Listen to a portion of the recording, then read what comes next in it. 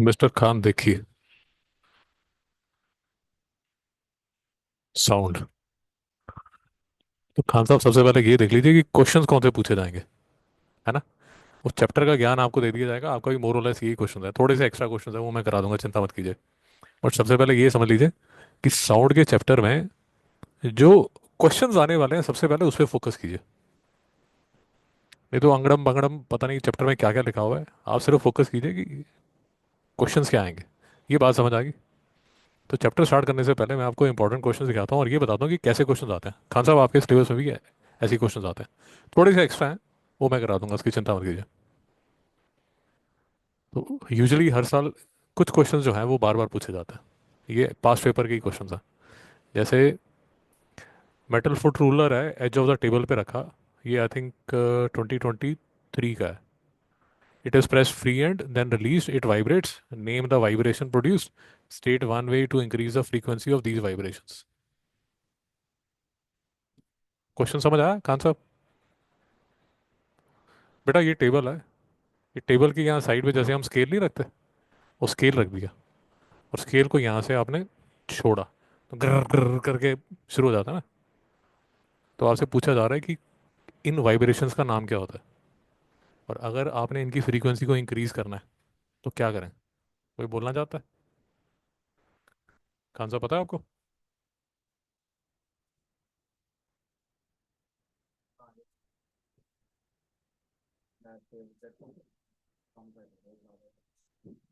बहुत बढ़िया।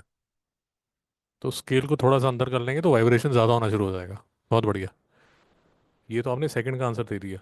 बट ये जो टाइप ऑफ वाइब्रेशन है इसको बोलते क्या? अब देखिए, यही मैं आपको बताने की कोशिश कर रहा हूँ कि जब आप चैप्टर देखेंगे तो चैप्टर में ये अगड़म बगड़म बातें लिखी होंगी। ठीक है। बट मैं अभी आपको 15-20 मिनट लगा के जो चीज़ बताने वाला हूँ, जो चीज़ बताने वाला हूँ वो ये बताने वाला हूँ कि कौन से क्वेश्चंस पूछे जाएंगे। और ये जो टाइप ऑफ क्वेश्चन जो अभी जैसे ये सर ने जो आपको प्रीवियस ईयर क्वेश्चन पेपर में आया, एक क्वेश्चन हमेशा ये जो टॉपिक है, natural damped forced vibration resonance, इस पे क्वेश्चंस पूछे जाते हैं। कान साहब समझ आ रहा है? आपके पेपर में आपको दिखा दूंगा, चिंता मत कीजिए। भाई समझ आया? तो ये जो बी पार्ट है ना चैप्टर का, जिसमें नेचुरल वाइब्रेशंस की बात हो रही है, या नेचुरल या डैम्ड वाइब्रेशन की बात हो रही है, या फोर्स्ड वाइब्रेशन की बात हो रही है, या रेजोनेंस की बात हो रही है, ये जो चार बातें हो रही हैं, इनमें से भैया क्वेश्चन पूछे जाएंगे। इसको आराम से समझिए। ओ भाई अथर्व, समझ आया नहीं आया? तो ये जो बी पार्ट है ना, इस पे फोकस कर। ये बात समझ आ गई? तो अगर तू फिर से जाके अब वापस चैप्टर पढ़ेगा तो तुझे समझ आएगा कि ये जो टाइप ऑफ वाइब्रेशन है ये कौन सी है।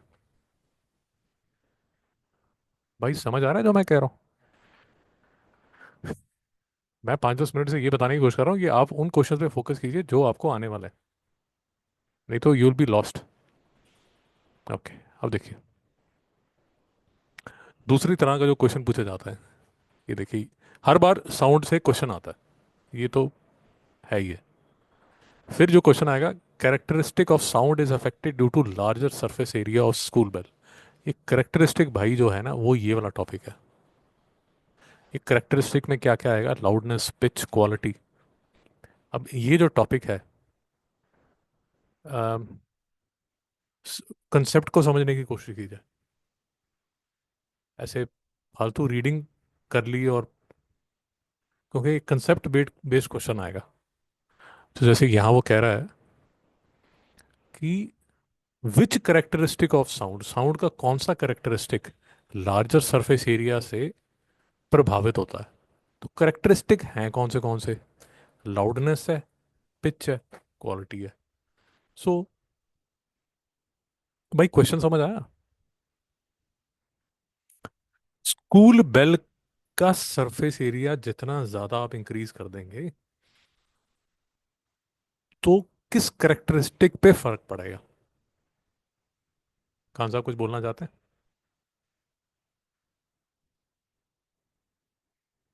तो मिस्टर अथर्व कह रहे हैं कि आवाज पे फर्क पड़ेगा, आप कह रहे हैं एम्पलीट्यूड पे फर्क करे पड़ेगा। बात एक ही है, लाउडनेस पे फर्क पड़ेगा। छोटी सी घंटी ले लीजिए, और बड़ा वाला वो चाइनीज डोंग कभी देखा है जो मारता है डोंग, कभी मूवीज में देखा होगा। अरे शवालन मूवीज और ये सब उसमें देखा होगा ना, वो हैमर लेके जोर से बूम करके मारता। नहीं समझा? वैसे तो आई थिंक उसकी पिच पे भी फर्क पड़ता है, बट जो सबसे बड़ा, जो फैक्टर बड़ा ऑब्वियस जो नज़र आ रहा है वो लाउडनेस है। तो लाउडनेस बोल लीजिए, एम्पलीट्यूड बोल लीजिए। तूने क्या बोला था? लाउडनेस, लाउडनेस बोल लीजिए। तो मेरी बात समझ आई? कंसेप्ट बेस्ड क्वेश्चन पूछा जा रहा है, तो ध्यान से जो कंसेप्ट है उसको समझ लीजिए। फिर ये एक क्वेश्चन आता है भाइयों, ये बड़ा इंपॉर्टेंट क्वेश्चन है। अब खान साहब जैसे ये आपको भी पूछा जाएगा, ये जो क्वेश्चन है, ये जो क्वेश्चन है,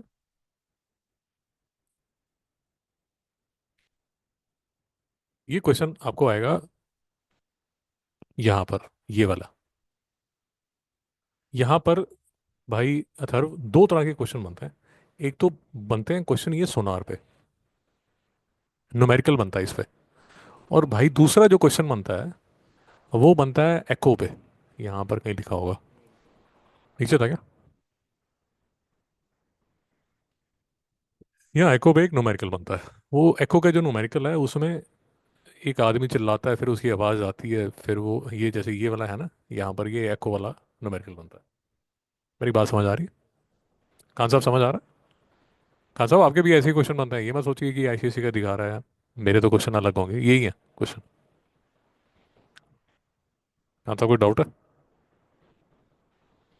फिर देख लीजिए। अब देख, मैं तुझे बार बार जो बताने की कोशिश कर रहा हूँ था उसको समझ।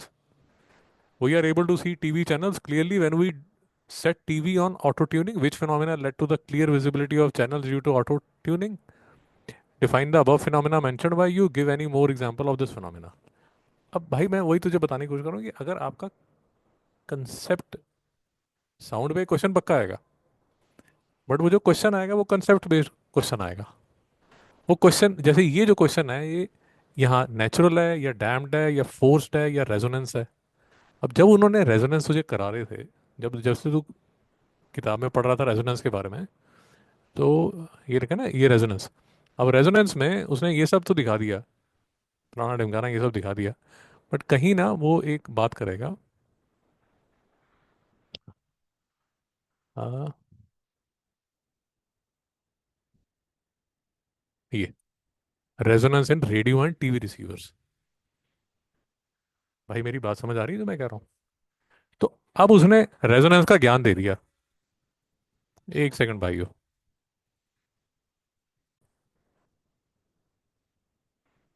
तो भाई धर्म मैं ये कह रहा हूँ कि आपकी बुक में जो रेजोनेंस लिखा हुआ है, तो उसने लिख दिया resonance in radio and TV receivers. अब आपने एक बार मतलब ऐसी रैंडम रीडिंग कर ली, बट उस पर देखो उस पर क्वेश्चन कैसा बनाएगा। मेरी मेरी बात समझ पा रहे हैं? ये जैसे resonance in a stretched string, sound box, musical instrument, sonometer. अब उसने समझा तो दिया, बट वो जो कंसेप्ट है वो भेजे में डालिए, क्योंकि वो कंसेप्चुअल क्वेश्चन आपसे पूछने वाला है। खान साहब समझ पा रहे हैं?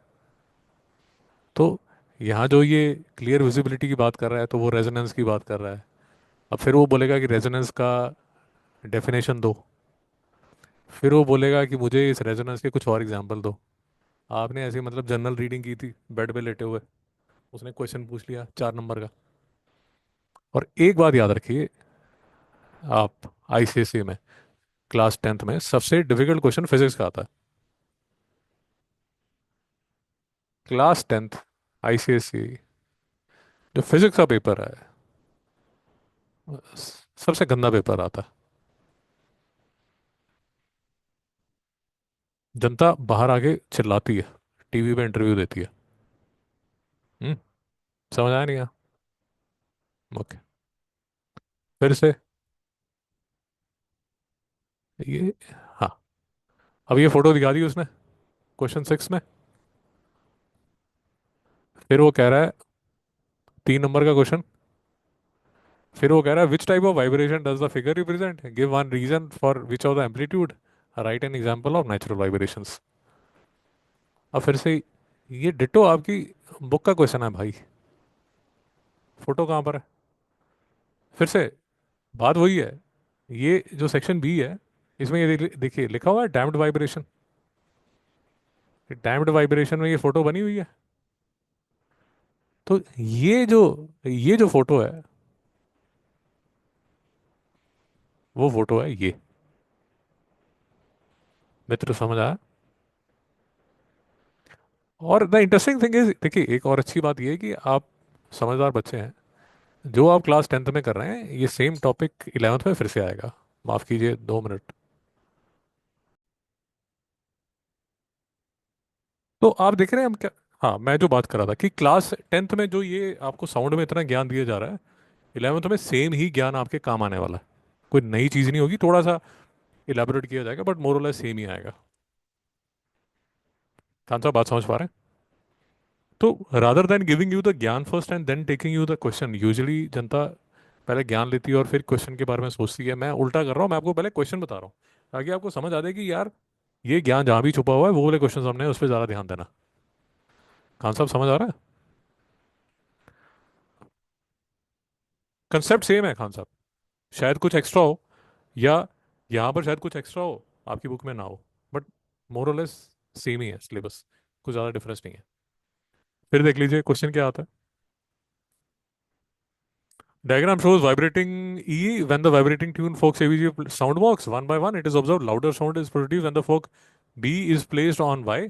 Sound box Y पे, ये साउंड बॉक्स X है, आपने ये रख दिया। What is the frequency of tuning fork E? E की फ्रीक्वेंसी बताइए।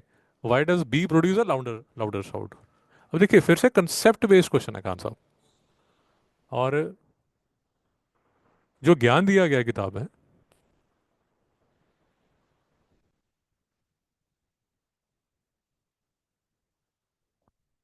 ज्ञान ये देखिए,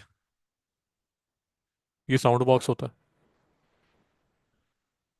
यहां पर ज्ञान है। ये जो यहां ज्ञान दिया हुआ है,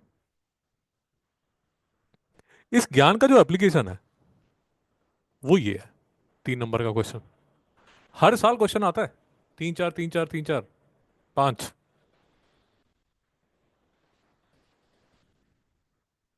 समझ पा रहे हैं? नेक्स्ट देख लीजिए।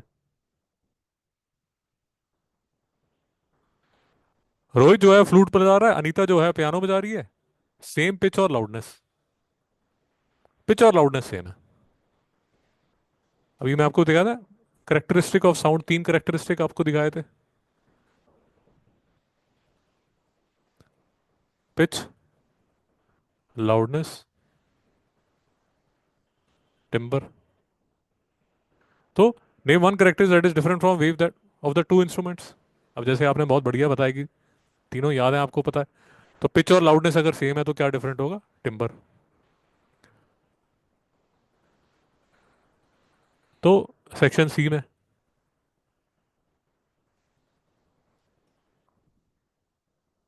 ये तीन, अब वो टिम्बर की बात कर रहा है।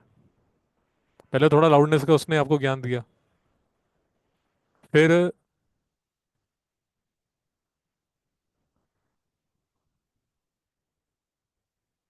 फ्रीक्वेंसी की उसने बात की, फिर टिम्बर की बात की उसने। सो टिम्बर के बारे में कुछ ऐसे करके वो आपको ग्राफ दिखा के ऐसी बातें कर रहा है। सो मैं आपको ये समझाने की कोशिश करूँ कि एक जर्नल बेड पे लेट के ऐसे मतलब लेटे हुए हैं और फिजिक्स पढ़ते जा रहे हैं और बोला कि जी चैप्टर हो गया, ऐसे बेवकूफ़ी मत कीजिए। देखिए कैसे क्वेश्चन वो पूछ रहा है, उस कंसेप्ट को ध्यान से समझिए। If loudness of the sound from flute becomes 4 times that of the sound from piano, then write the value of the amplitude of the ratio amplitude amplitude। तो अब जो ये क्वेश्चन पूछ रहा है, वो क्वेश्चन पूछ रहा है यहां से कि loudness is proportional to the square of the amplitude.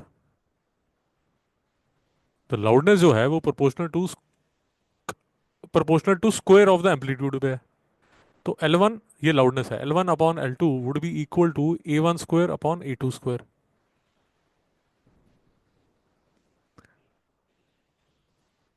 Of course एक चीज जो आपको दिमाग में रखनी है, वो ये भी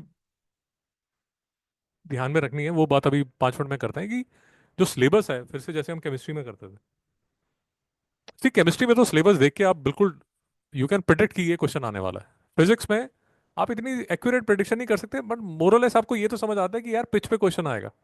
बट इस फिजिक्स में आप देखिए कि प्रीवियस ईयर क्वेश्चन पेपर्स को ये देख के समझिए कि किस तरह का क्वेश्चन आता है। सो फॉर एग्जांपल, आपको वो डायरेक्ट ये नहीं बोलता कि डिफाइन रेजोनेंस, ये नहीं बात कर रहा, वो एक कंसेप्ट को दिखाता है, और फिर आपको पहले बोलता है कि पहले तो आप रिकॉग्नाइज कीजिए उस कंसेप्ट को, फिर उस कंसेप्ट को डिफाइन कीजिए, और उस कंसेप्ट का एक और एग्जांपल दीजिए। वो रेजोनेंस लिख ही नहीं रहा,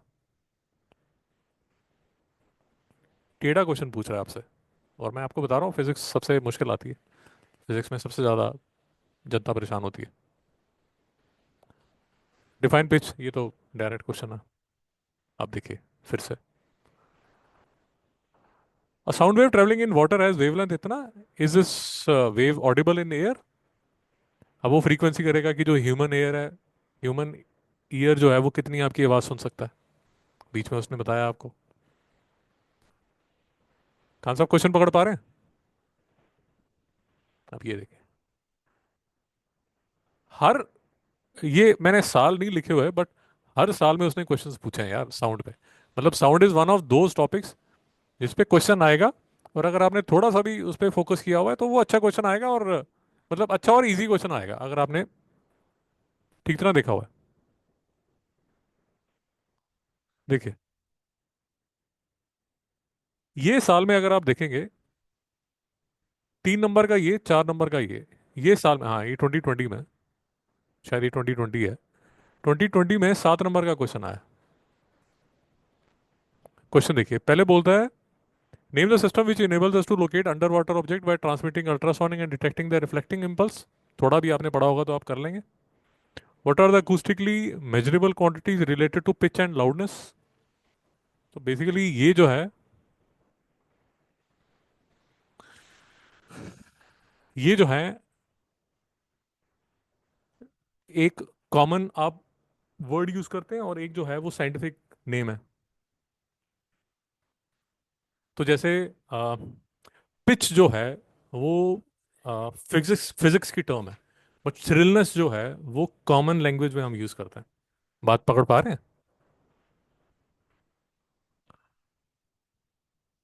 तो बोल रहा है कि मेजरेबल क्वांटिटी पिच की क्या होगी। सो फॉर एग्जांपल, पिच की जो मेजरेबल क्वांटिटी है वो क्या होगी खान साहब? फ्रीक्वेंसी, शाबाश। लाउडनेस की क्या होगी? एम्पलीट्यूड, शाबाश। बात समझ पा रहे हैं? अब एक इंटेंसिटी भी होती है। अब वो एम्पलीट्यूड और इंटेंसिटी में क्या होता है, तो ये किताब में लिखी लिखी हुई हैं चीजें। तो आंख और दिमाग खोल के देखिए। When a tuning fork is held close to the ear, one hears a faint hum. Same vibrating is held such that stem is in contact with the table surface, one hears a loud sound। भाई क्या हो गया? पता होना चाहिए आपको, concept पता होना चाहिए। ये आपका एको का क्वेश्चन आ गया, favourite question, numerical. Vertical Clift पे एको 3.5 सेकंड के बाद आया, क्लोज गए तो एको आया 3 सेकंड में, सॉल्व करना आना चाहिए। नहीं समझ में आया? भाई आंसर चेक कर रहे हो आप, ईशान साहब? ठीक आ रहे हैं? हाँ ठीक है, वो चलेगा। शाबाश।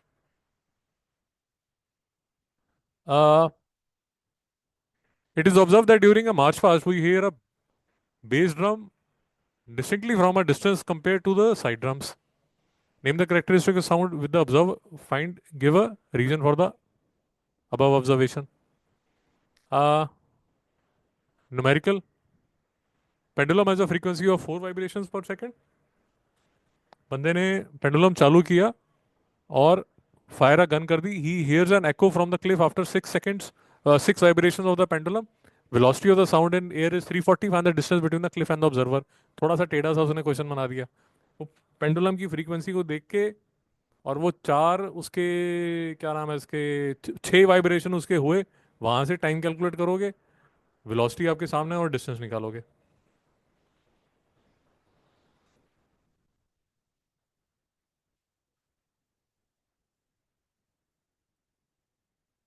डिस्प्लेसमेंट डिस्टेंस दिया हुआ है। बताओ भाई इसका एम्पलीट्यूड क्या होगा, इसकी वेवलेंथ क्या होगी। ग्राफ दिया हुआ है, पढ़ना पड़ेगा आपको। अब ये देखो, ये जो मैं आपको बता रहा था, ये जो मैं आपको बता रहा था कि ये tuning fork is touch to the wooden box. Name the phenomena when the paper rider just vibrates. Name the phenomena when the paper rider flies off. Why does the paper rider fly off when the stem of the tuning fork is touch to the box.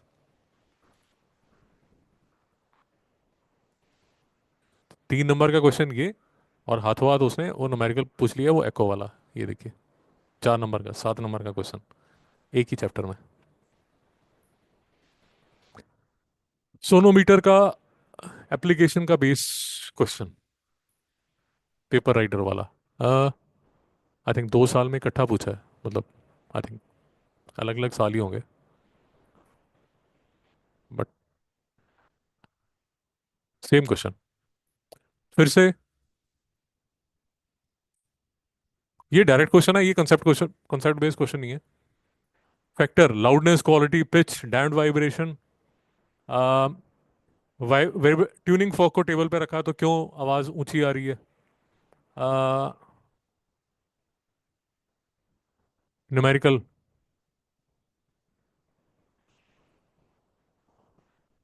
Human ear पे numerical, radar पे numerical,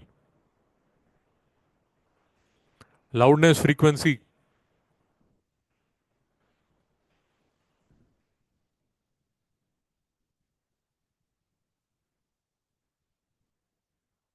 तो देख पा रहे हैं भाई, अथर्व कैसे question पूछे जा रहे हैं। मैं 2 मिनट आपको सिर्फ एको का क्वेश्चन आ रहा है, ह्यूमन साउंड का आ रहा है, मैं 2 मिनट सिर्फ एक बार आपको सिलेबस भी दिखा देता हूँ कि टॉपिक्स कौन से आईसीएसई के।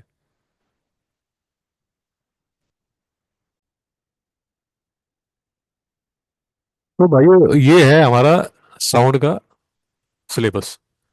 क्या बोल रहा है, रिफ्लेक्शन बता दो यार। एको, ये देखो सिंपल न्यूमेरिकल प्रॉब्लम लिखा हो उसने। Use echoes by bat, dolphin, fisherman, medical field, sonar।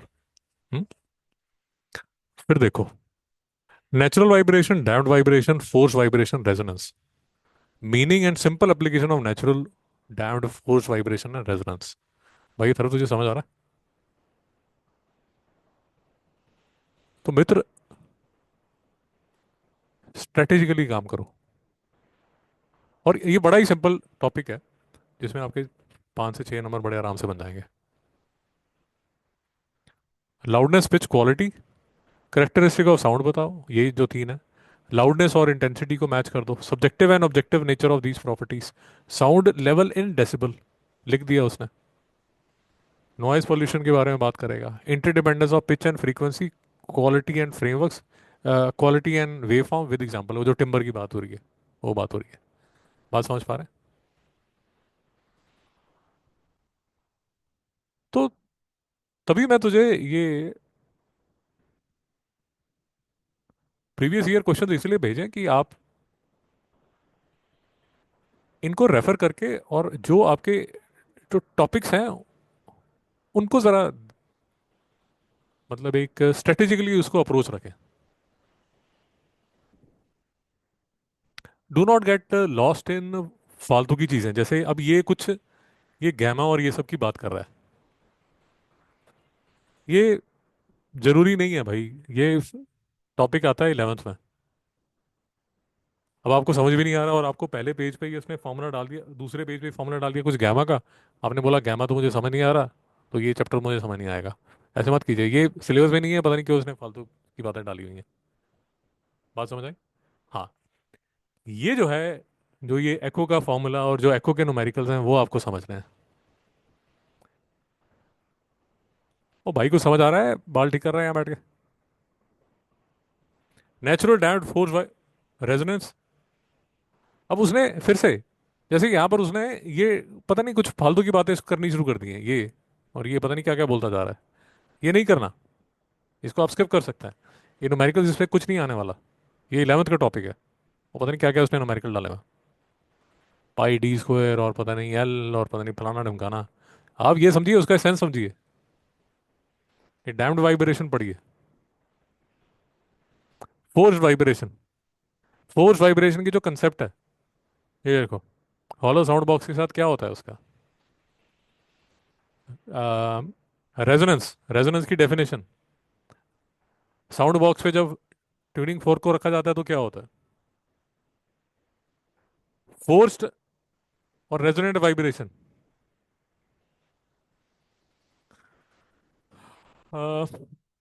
Examples of resonance,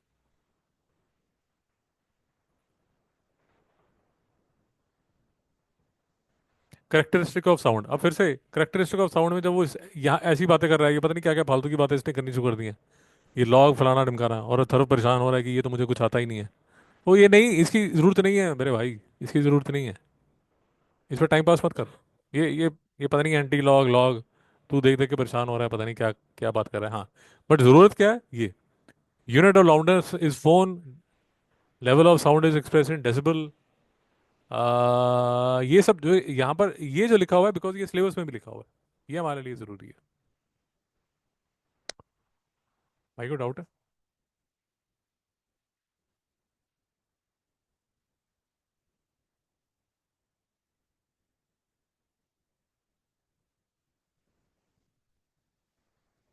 ये कॉम्प्लिकेटेड फॉर्मूले और इन कॉम्प्लिकेटेड फॉर्मूलों पे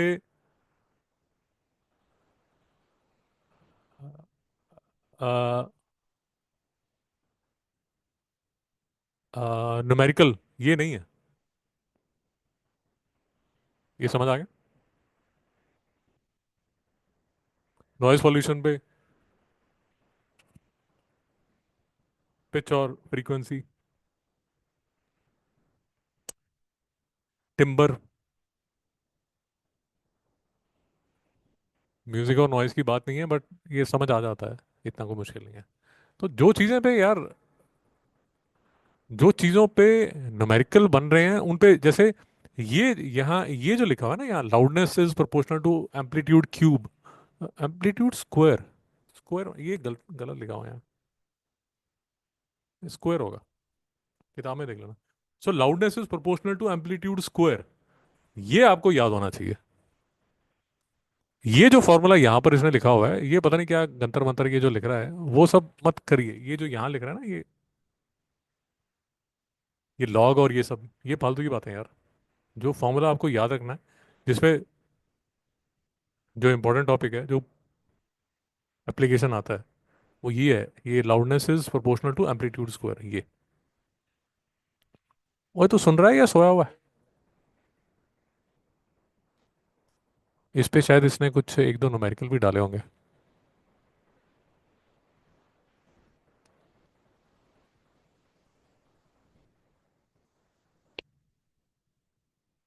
नहीं है, चलो मैं करा दूंगा। समझ आ गया।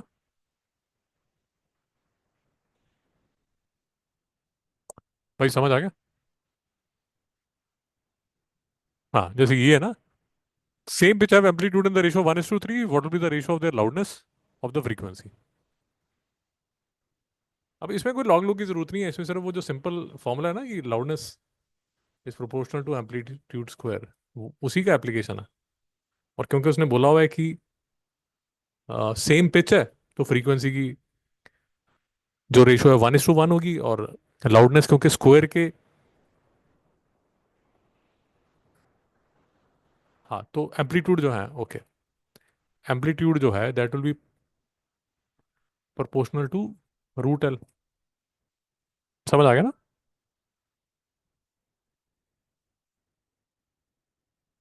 अच्छा नहीं, ठीक है, हाँ। तो ये तो ठीक है, loudness is proportional to root L, कई बार वो उल्टा पूछ लेगा, बट इस केस में have the amplitude in the ratio 1:3, तो ठीक है। एक का जो एम्पलीट्यूड है, लेट अस अज्यूम वो 3x है। चलो, पहले का जो एम्पलीट्यूड है वो x है, और दूसरे का जो एम्पलीट्यूड है वो 3x है, 1:3 हो गया ना। तो L1/L2 would be equal to x² upon 9x²। तो ये कैंसिल हो जाएगा और ये 1/9 आ जाएगा। तो ये आपका 1/9 आंसर आ जाएगा। But the point that I am trying to make is कि आपको ये भी पता होना चाहिए कि loudness is equal to k a square. But ये भी हमें समझ आना चाहिए कि जो k a है, दैट इज के रूट एल, ये भी हमें पता होना चाहिए। तो कई बार वो आपको लाउडनेस देख के एम्पलीट्यूड का रेशियो पूछ सकता है। खान साहब समझ आ रहा है जो मैं बात कर रहा हूँ? भाइयों समझ आ रहा है? मैं लैपटॉप से ऐसे ही रैंडमली बात कर रहा हूँ, पता नहीं बुढ़ा क्या। हाँ वो बात कर लेता है। मैं एक्चुअली अभी ट्राई कर रहा हूँ कि इसके बाद आप आपसे डिस्कशन करूँ, आपके जो क्वेश्चंस आते हैं उसके बारे में बात करूँ। ये समझ आ गया? ओए, समझ आ गया? ठीक है। तो ये देख के भाई इसको, चैप्टर को पढ़ना। तो एक बार फिर से चैप्टर को पढ़, पोस्ट आर डिस्कशन टुडे। तो शायद मंडे या ट्यूसडे को ये चैप्टर खत्म कर देंगे। आज का ये जो लेक्चर है उसमें ये बात हुई है कि पढ़ना क्या है, रैंडम बीएस नहीं पढ़नी।